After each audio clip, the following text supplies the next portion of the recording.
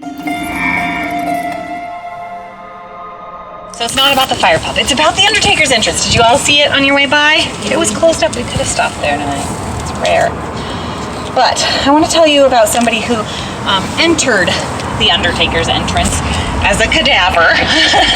And so I want to tell you guys this story. And I want to read to you the details of the story and how he ended up at the Undertaker's entrance due to a very gruesome, gnarly murder.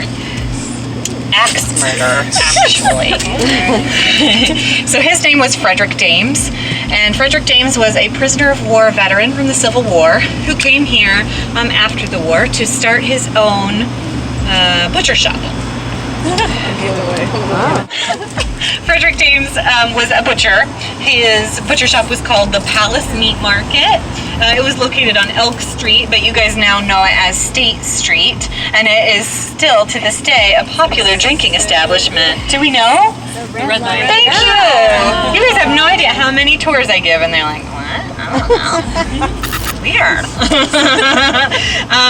If you haven't been to the red light, you can actually sit in their old refrigerator room and have your drink, and they have pictures of butcher shops all over the walls, the old butcher shop that it was. So Frederick Dames was murdered behind his butcher shop, actually. So not in that actual space. The space that he was murdered in is now gone. It was his sleeping shack, is what they call it. See, friendly and quaint, remember? That's the theme. Not fucking friendly and quaint. Sleeping shacks, people, outside your butcher shop. So, did we show the picture of the butcher shop? No, that's inside. Let's wait. Oh no, we can show the outside. You already did. Okay, sure. Ruining the fucking vibe I had going. So anyway, the Palace Meat Market, and he was murdered in a sleeping shack. And I want to read to you guys from the Seattle Times, who did a detailed description of the actual murder a couple of years later.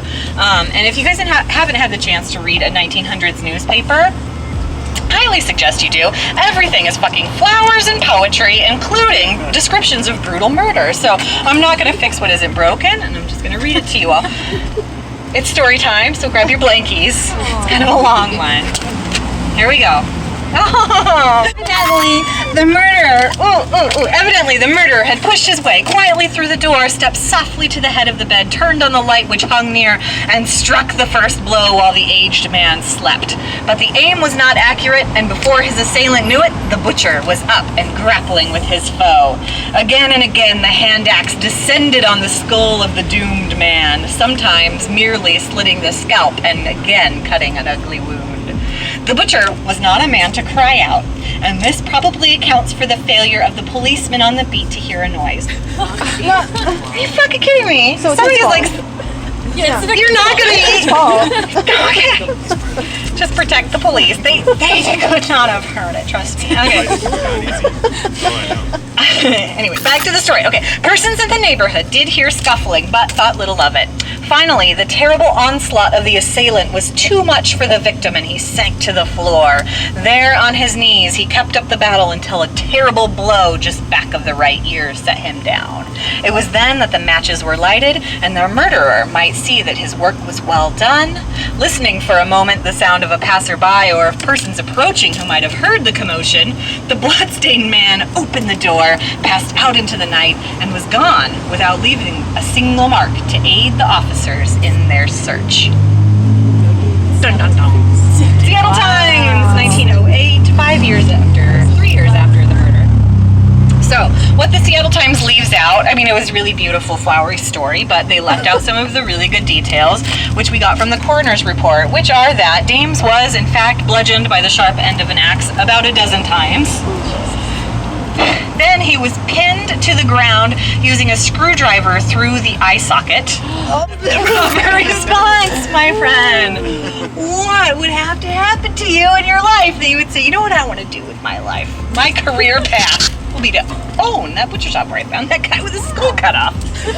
Okay, but he looks happy and well-rounded. I think he's got a wife there. Okay, I'm going to let you guys all digest that for a moment, and we'll walk on up to the old city hall. Maybe we'll talk about some suspects in the old Dames murder mystery. I think it's him.